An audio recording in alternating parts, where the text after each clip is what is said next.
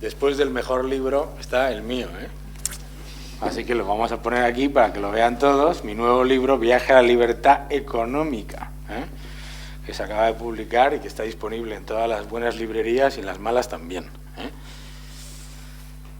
A ver, yo creo que cuando hablamos de la crisis económica, siempre hablamos de qué nos ha llevado a la crisis económica, y hay unas personas que dicen que hay unas cosas que nos han llevado a la crisis económica, otras que otras, nadie se pone de acuerdo. Lo importante es saber qué es lo que nos saca, no lo que nos mete. Lo que nos mete en la crisis económica está claro que es un elevadísimo nivel de endeudamiento, la percepción siempre cómoda de que la deuda es lo que nos va a llevar a crecer. Cuando oímos en las televisiones y en los políticos, ¿qué es lo que nos dicen los políticos? El crédito debe fluir, ¿no? El crédito debe fluir. ¿Debe fluir el crédito? ¿Por qué? ¿Por qué tiene que fluir el crédito?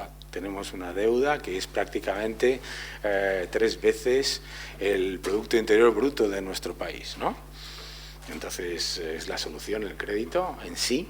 ¿Por qué el crédito, no? ¿Y por qué nos va a solucionar? ¿Por qué? Porque es lo que nos ha llevado a pensar que nos llevaba al crecimiento antes.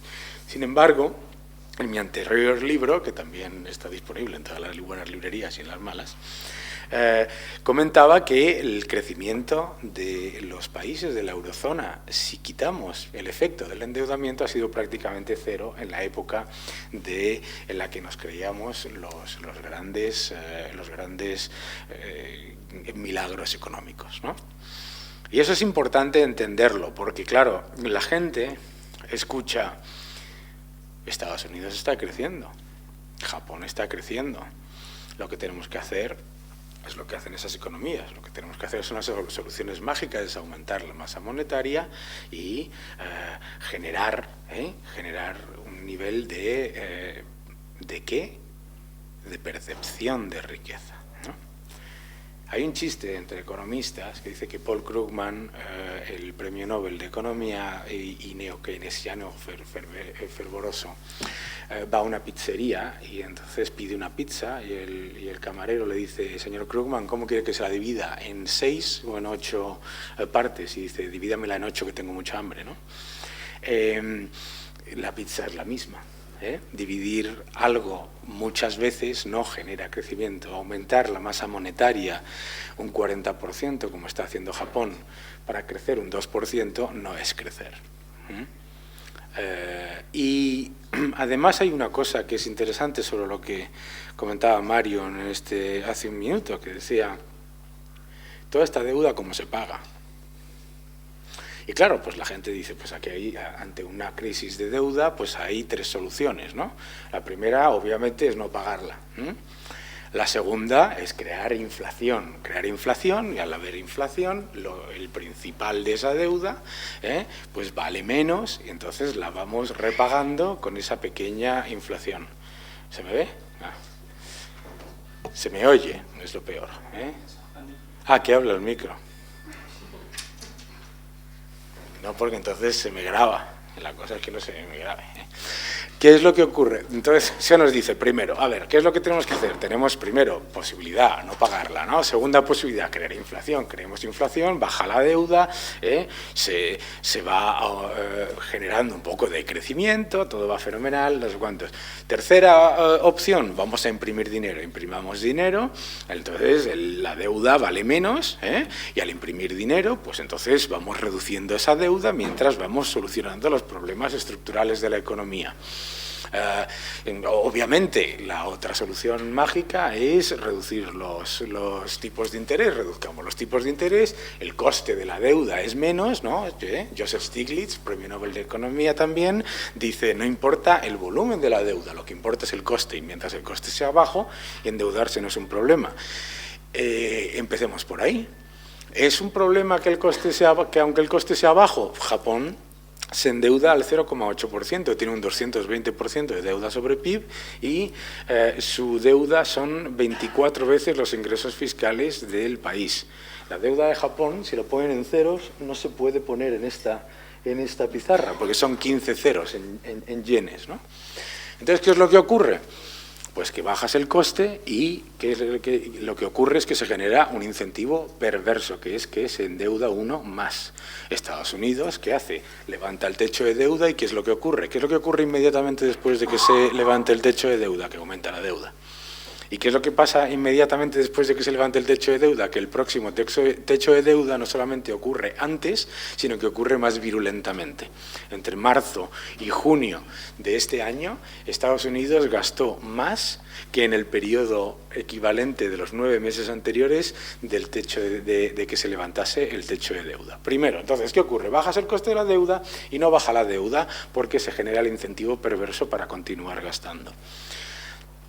Pues entonces imprimimos dinero y así vale menos la deuda. Sin embargo, ¿qué es lo que ocurre? ¿Tiene menos deuda Reino Unido? ¿Tiene menos deuda Estados Unidos? ¿Tiene menos deuda Japón? No. Porque ¿qué es lo que ocurre? Que se genera el mismo incentivo perverso, pero con un elemento adicional, que es lo que le ha pasado a Japón en cuanto se ha dedicado a imprimir monedas como locos. Yo lo llamo tontonomics. ¿Qué es lo que les ha pasado? Que han aumentado las exportaciones un 12%, ¡aleluya! Estamos exportando más porque hemos imprimido moneda, la moneda es más baja y creamos, nuestras exportaciones son más baratas, entonces exportamos más. ¿Qué es lo que les ha pasado? Que se les han disparado las importaciones, como solo podía pasar.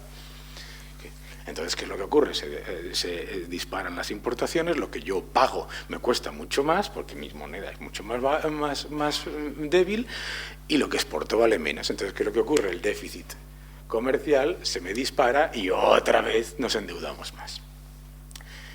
Entonces, bajar los tipos de interés, imprimir, no funciona. Inflación, que es lo que oímos todos los días oímos, hay que crear inflación, el miedo a la deflación, hay miedo a la deflación, ¿qué miedo hay a la deflación? Tengo un miedo a la deflación que me muero, porque cobro un 50% menos que en el año 2008, ¿por qué me va a preocupar a mí la deflación? ¿A quién le preocupa la deflación? La deflación no le preocupa a nadie más que al que quiere crear condiciones para seguir endeudándose. La deflación no le preocupa a ustedes cuando salen a la compra y dicen, uy, mira qué suerte, las naranjas están más baratas. No van y dicen, ay, Dios mío, que las naranjas están más baratas, ¿cómo puede ser esto? Tengo que hacer algo para que suban, ¿no?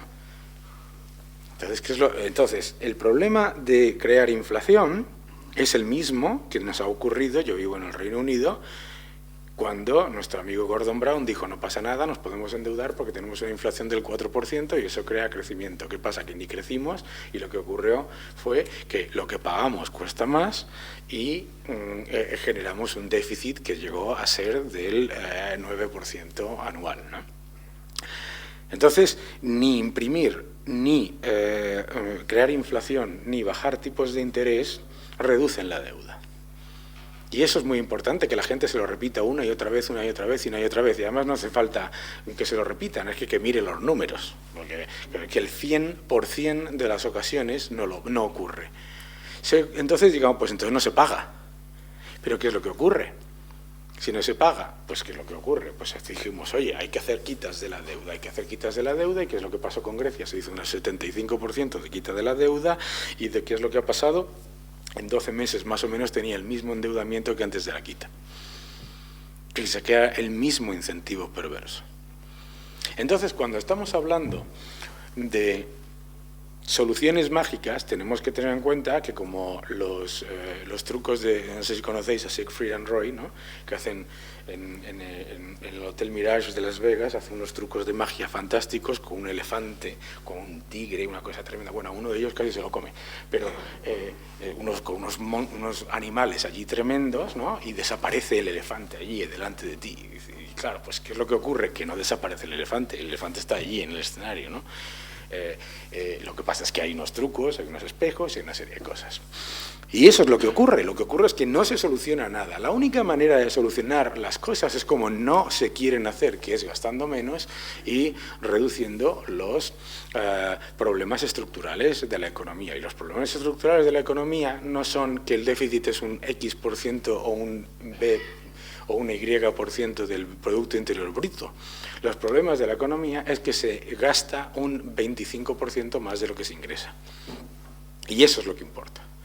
Y que los ingresos a los que nosotros nos habíamos acostumbrado eran ingresos de burbuja.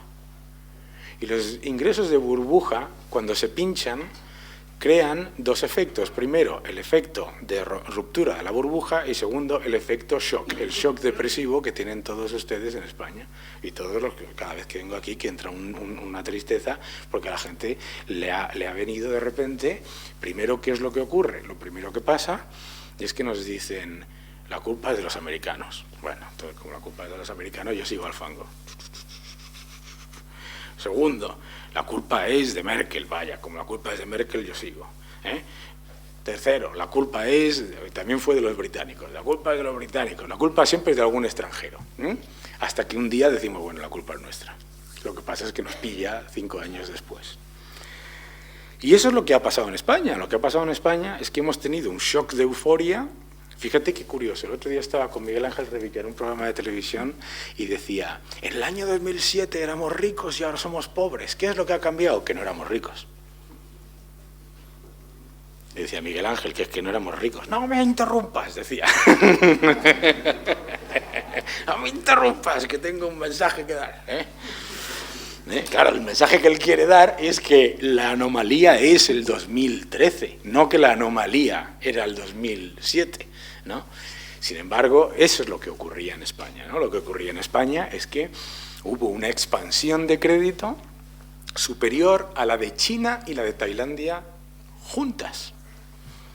Lo que ocurre en España es que lo que ha habido ha sido una desproporcionada un desproporcionado estímulo de la demanda interna, cuando no había demanda para soportarlo. ¿Y qué hemos construido? Hemos construido muchas cosas que no sirven o que no eran necesarias. Y eso cuesta. Y además no solamente cuesta cuando lo haces y dices, bueno, por lo menos tengo un puente, como me decía un amigo mío ingeniero, decía, oye, ¿qué tiene de malo construir un puente que no sea necesario? Por lo menos tengo un puente. Se olvida de que no solamente es el coste, sino sino la deuda, el coste de la deuda y los costes de mantenimiento. Me siento como Justin Bieber aquí con los micrófonos, joder, se me van echando para adelante, ¿no? Pero en mayor. Poco. ¿Qué es lo que ocurre entonces? Pues que nos encontramos con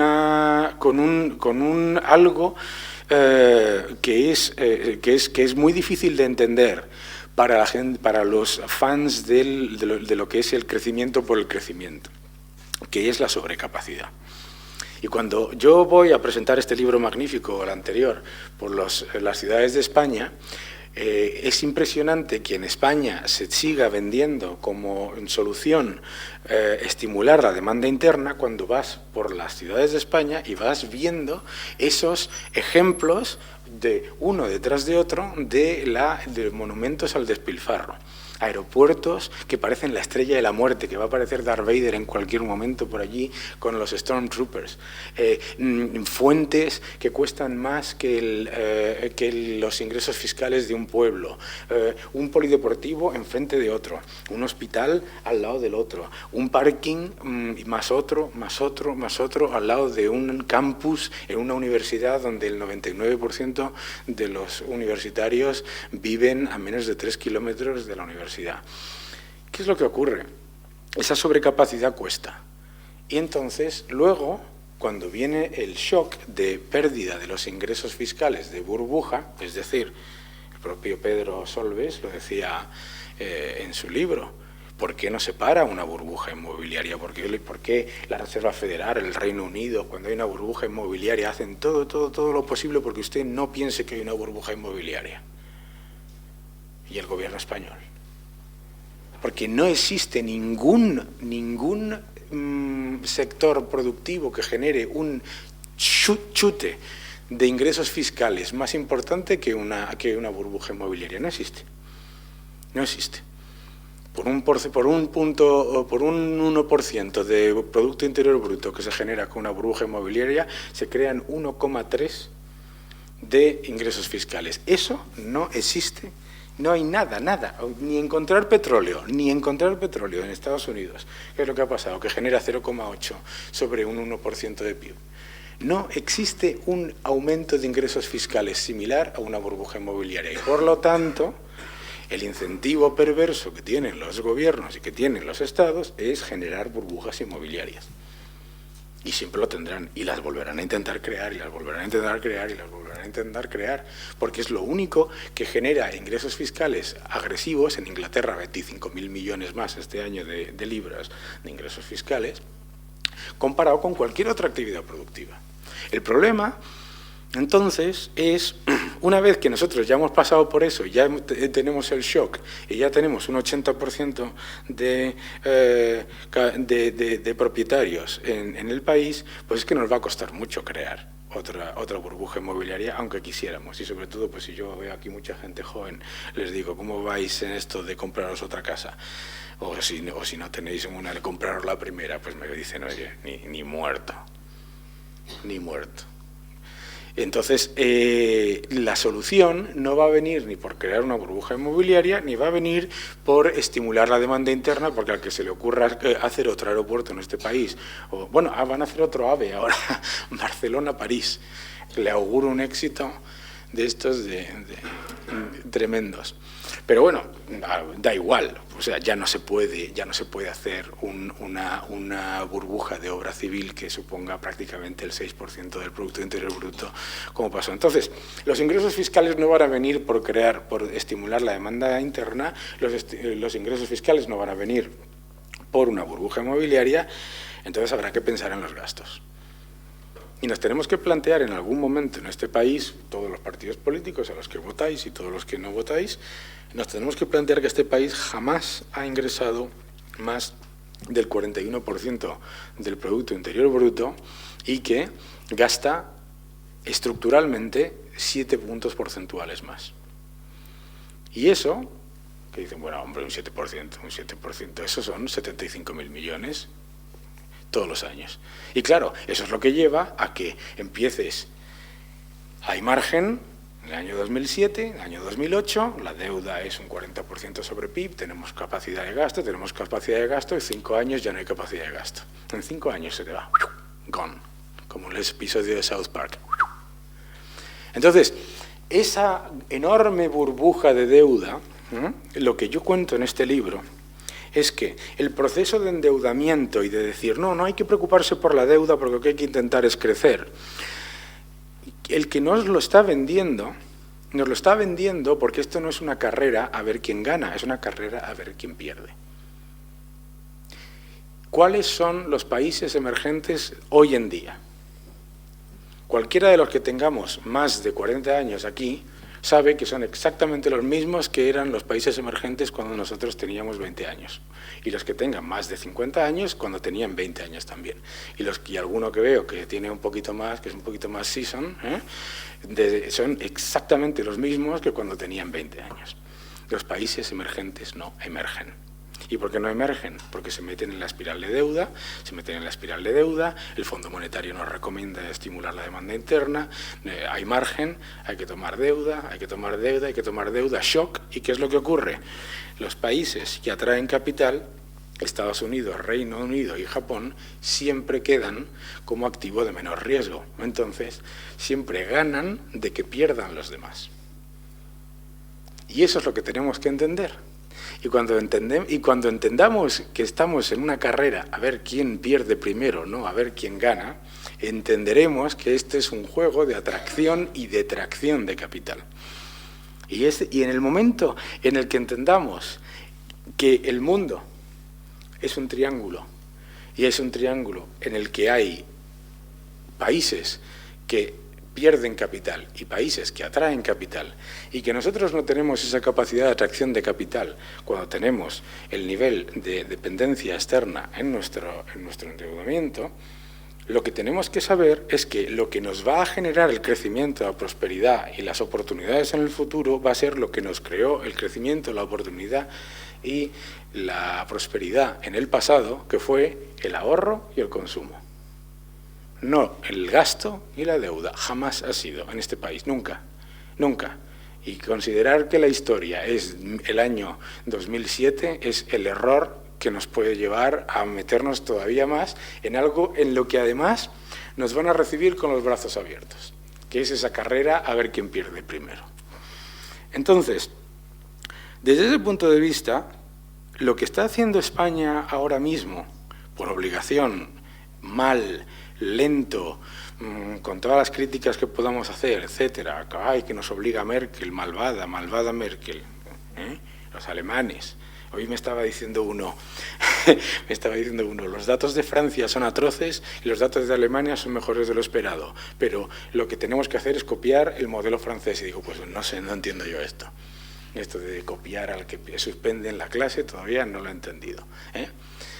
Pues es que tenemos que hacer lo que hizo Alemania en el año 2003. Alemania en el año 2003, después de haber sufrido no 1, no 2, no 3, sino 4 shocks hiperinflacionistas en su historia, dijo, nosotros no vamos a entrar en esta espiral de convertirnos en Japón, pero sin Mitsubishi. Nosotros no nos vamos a meter en esta espiral de ser como Estados Unidos, pero sin producción de petróleo, y no vamos a hacer como Reino Unido, pero sin tener la Commonwealth trayendo dinero de Nigeria y de todos estos países, ¿no? Entonces, ¿qué es lo que hicieron? Dijeron, nosotros si queremos sostenernos, lo que tenemos que hacer es no caer en la espiral de endeudamiento, tenemos que caer en la espiral contraria, que es exportar y generar superávit. ¿Y qué es lo que ha ocurrido? Es fantástico. No sé si lo habéis visto, los que leéis el Economist, los que leéis el Financial Times, el Daily Telegraph, cualquiera de los periódicos, está todo el mundo criticando a Alemania y todo el mundo criticando a la Unión Europea. ¿Por qué están criticando a Alemania? Exporta demasiado, tiene superávit, no está creando demanda interna, esto es injusto. ¿Por qué es injusto? Porque no participa de la carrera a ver quién pierde primero. Y claro, los que están no en la carrera, sino como Niki Lauda y Ayrton Senna, a ver quién se mata primero, ¿qué es lo que ocurre? Dicen, me falla el esquema. Me falla el esquema. Entonces, es precisamente el hecho de que la Unión Europea esté evitando a marcha martillo y contra la voluntad de 25 de los países, monetizar la deuda, crear inflación falsa, poner la demanda interna a niveles del año 2008 y entrar en esa misma carrera, lo que va a hacer en el futuro que la Unión Europea salga mucho más fortalecida de este problema. Y en mi libro comento que no se solucionan 10 años de sobreendeudamiento en un año, ni en 2, ni en 3. Y obviamente eso nos va a llevar mucho tiempo. Pero lo que nos llevaría muchísimo más tiempo es meternos en una espiral en la que generásemos esa destrucción de la base de nuestra economía, que es la moneda. Fijaos cómo los economistas neo-keynesianos y todos estos monetaristas de pro, etcétera, están rabiosos ante el hecho de que la Unión Europea tenga superávit comercial, España exporte más que nunca, Alemania exporte más que nunca, con un euro fuerte. Eso no puede ser, eso no se puede permitir. No se puede permitir porque no entra en el puzzle que yo te quiero vender.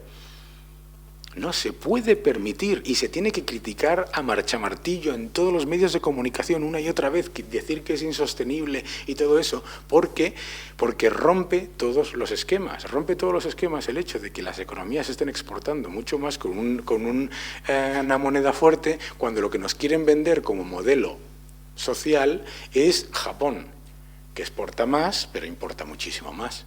¿Por qué? Porque los que salen beneficiados de nuevo es un entorno financiero que está sobredimensionado, y ese entorno financiero que está sobredimensionado no quiere infradimensionarse. Yo trabajo en él.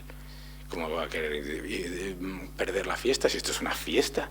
Si esto es una fiesta total, pero es una fiesta total para el sector financiero, porque de toda esta creación de dinero, de esta masiva... fijaos un número que a mí me parece absolutamente increíble. Toda la masa monetaria que se ha creado en Estados Unidos en su historia, ¿vale? La mitad de esa masa monetaria se ha creado en los últimos 5 años. Toda la masa monetaria de la historia, la mitad en 5 años, ¿vale?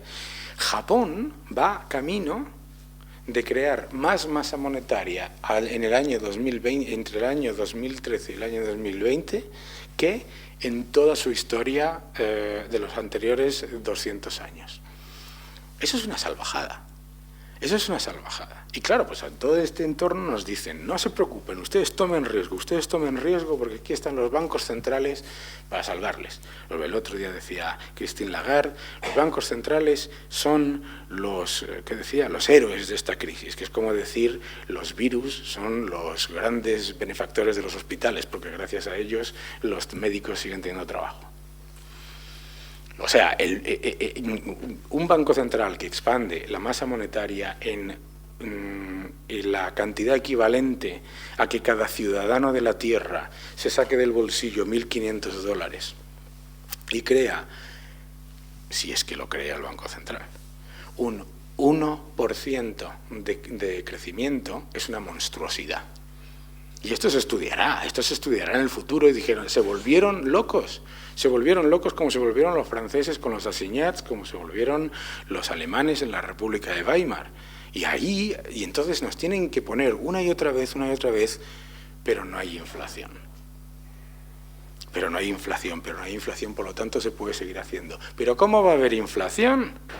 ¿Pero cómo va a haber inflación cuando le está bajando los sueldos a la gente un 2 y pico % anual, un 20 y tantos % en este país, el sueldo medio está en 19.000 euros? ¿Cómo va a haber inflación?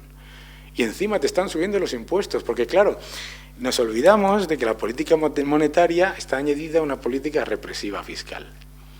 Entonces, cuando estamos buscando una manera de proteger nuestros ahorros, ante un entorno de represión financiera nos bajan los tipos de interés, es decir, cada vez que depositamos, dentro de poco, a propósito, les van a cobrar, no sé si lo han visto, ¿no? La Unión Europea, el Banco Central Europeo, está analizando la posibilidad de intereses negativos a los depósitos, analizando lo voy a hacer ya, Es como lo de, no sé si se han oído que lo de la reforma fiscal, reforma es subir. Nunca he visto reforma bajar. Nos están bajando los tipos de interés, nos están subiendo los impuestos, nos están bajando los salarios y encima están creando masa monetaria. En realidad, pues lo que están haciendo es un proceso de deflación de la economía real.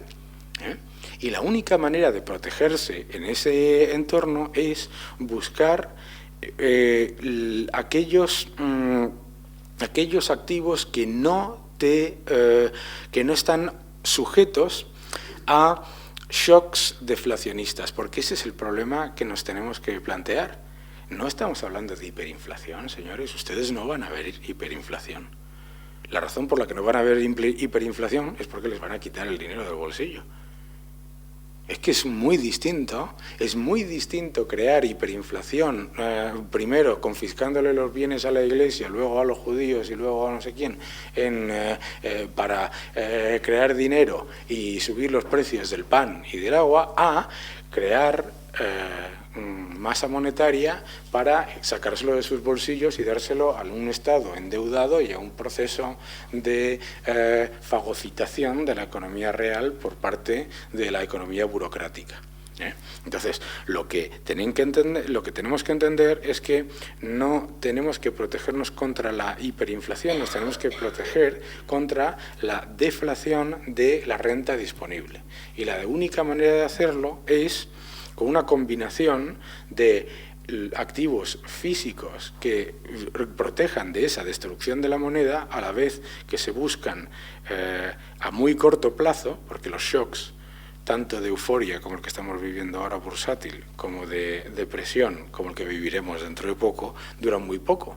Entonces, cuando ustedes vean, cuando ustedes oigan por ahí lo de esto es muy bueno a largo plazo, ustedes consideren que largo plazo para Warren Buffett al principio de su carrera profesional eran 20 años y ahora anda por los 8.